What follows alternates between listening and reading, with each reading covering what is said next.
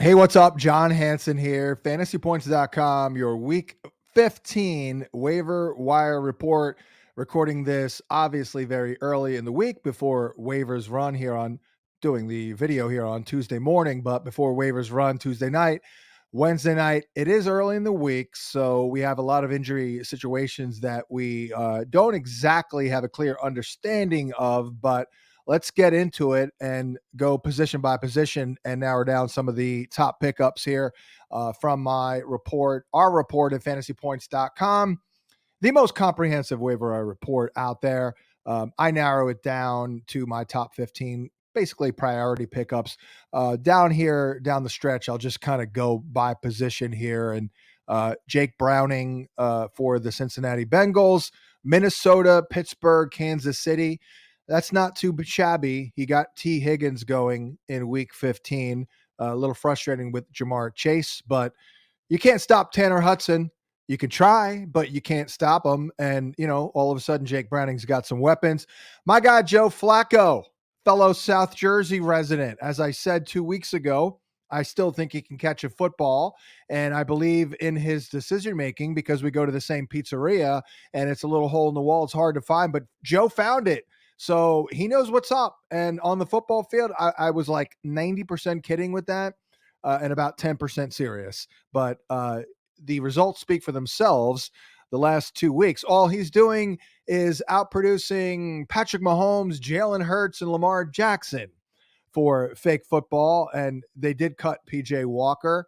So Flacco, they are wacko for Flacco, and he is their guy. Chicago, Houston, Jets. Not the easiest slate of games, but a lot of weapons to work with there. Getting the ball to Amari Cooper. How about Njoku last week? That was pretty darn ridiculous. I'll move on to running back here because the rest of the waiver wire names they're not great names unless we're talking Matt Stafford or maybe Baker Mayfield. And you want to wait until a little bit later in the week before you decide maybe on Gardner Minshew, Nick Mullins. I think I'd kind of prefer on the low end, but a little too early to truly handicap Nick Mullins. Derek Carr, Zach Wilson, Des Ritter. By the way, Des Ritter's schedule is pretty bad. Carolina, Indy, and Chicago, those teams together giving up only 12 fantasy points per game. Moving on to running back, obviously Ty Chandler is way up there. We don't know about Alexander Madison. It is an ankle. Don't really know the severity of it, but we've got a great matchup this week against Cincinnati. They're giving up all kinds of yards before contact, well over 4 yards a carry.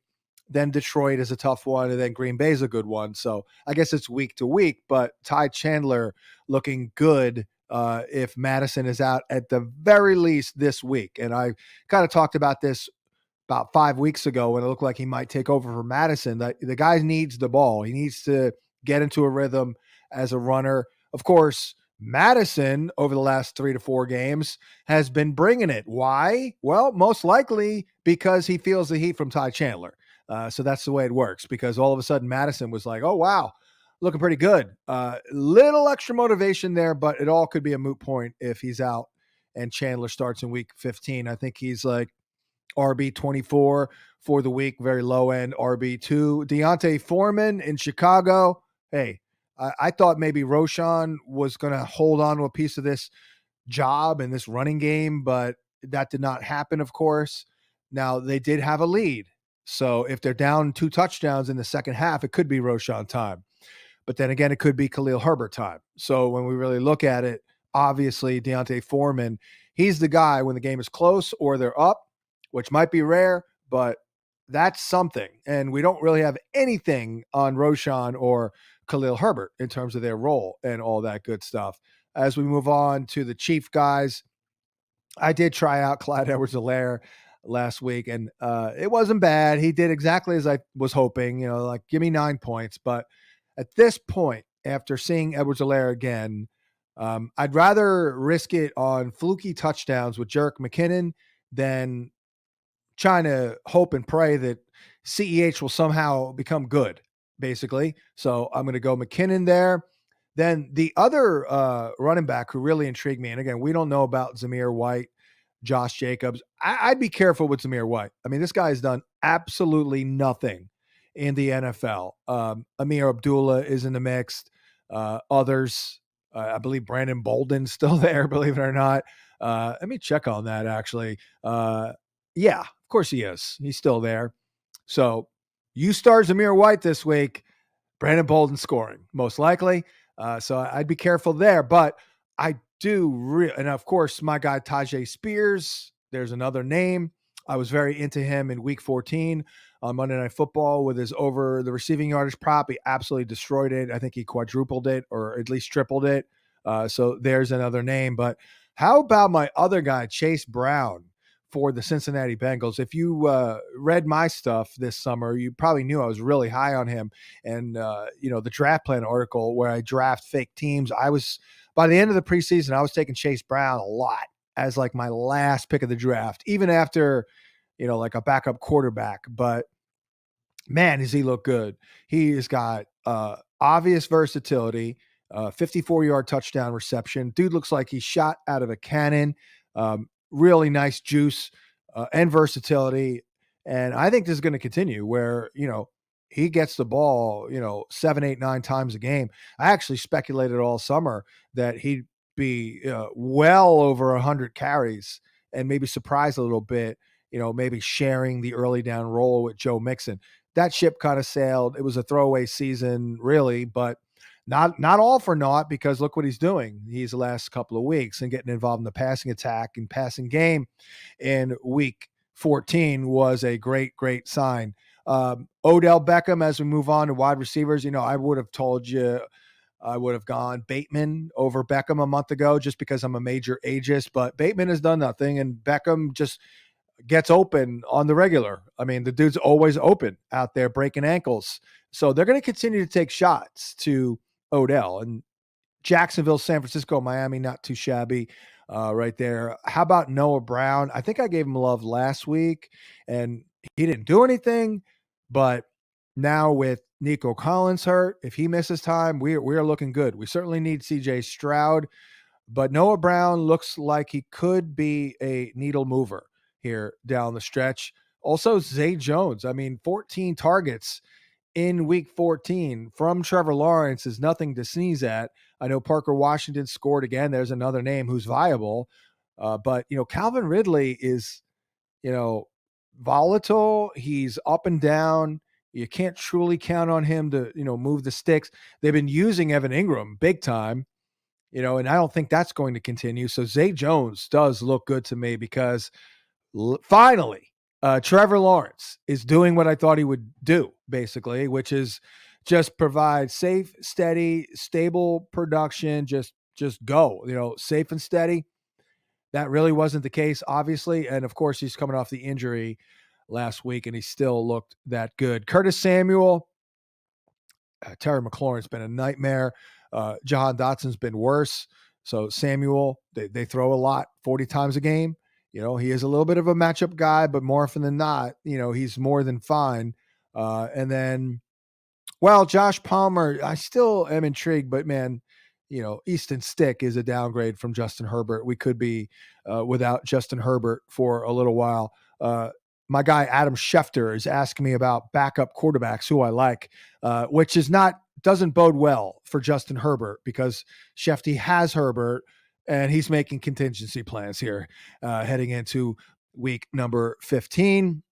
And then let's move on to tight end. I do have one guy here. If you're searching, he is available in over 60% of Yahoo leagues. He did score last week, and he has got an amazing schedule. I am talking about Cade Otton for the Tampa Bay Buccaneers.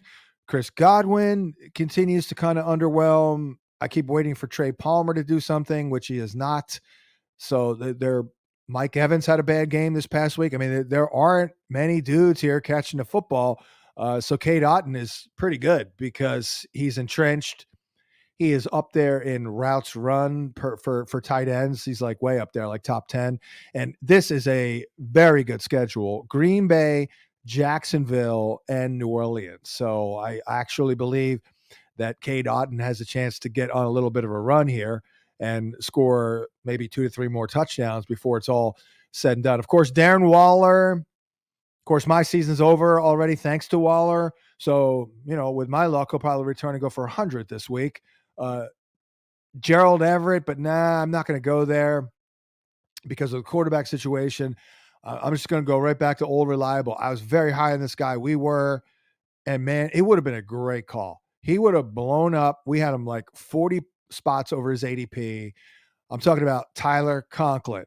If Aaron Rodgers did not go down, Conklin would have been like a league winner. I'm convinced of it. He would have been like a top 8 guy. As it stands now, he's probably top 15, 3+ catches in 10 of his last 12 games. That's pretty darn impressive. We've always liked this guy. Zach Wilson likes this guy. He's very consistent, very reliable. Might not get you 15 points, but if you need 10, he'll get you that. Tanner Hudson, he did score and need a touchdown last week, but I mean, the guy's reeled off 5 straight games with 4+ catches before week 14 when he scored. So the guy's getting it done. And then Chiggy Okonkwo, I did really like him this week. It wasn't unbelievable. I think he got, what was it, 4 for like 55. Hey, 9 points. That's not too shabby. And he's got really good schedule now. That's the point. So you know what? I'm actually going to put Chiggy over. Actually, you know what? I'm going to put Otten and then Chiggy. Let's put Chiggy second on the list here because he's got Houston, Seattle, and then Houston. Now, I don't totally trust. I trust Baker Mayfield a little bit more. Let's put it that way. So that's why I'm going to go Otten. But I think Chiggy might have more upside if things go well. But, we are dealing with Will Levis, and it's a low-octane passing game. But there are some good picks right there. Brevin Jordan, by the way, as well, who should be fine if Davis Mills starts. But, of course, we'll see about Mr. Dalton Schultz. And I'll wrap it up here. Winding down the waiver wire. Check us all out at fantasypoints.com. All the other good stuff, like, subscribe, all that good stuff. You are welcome, and good luck in week 15.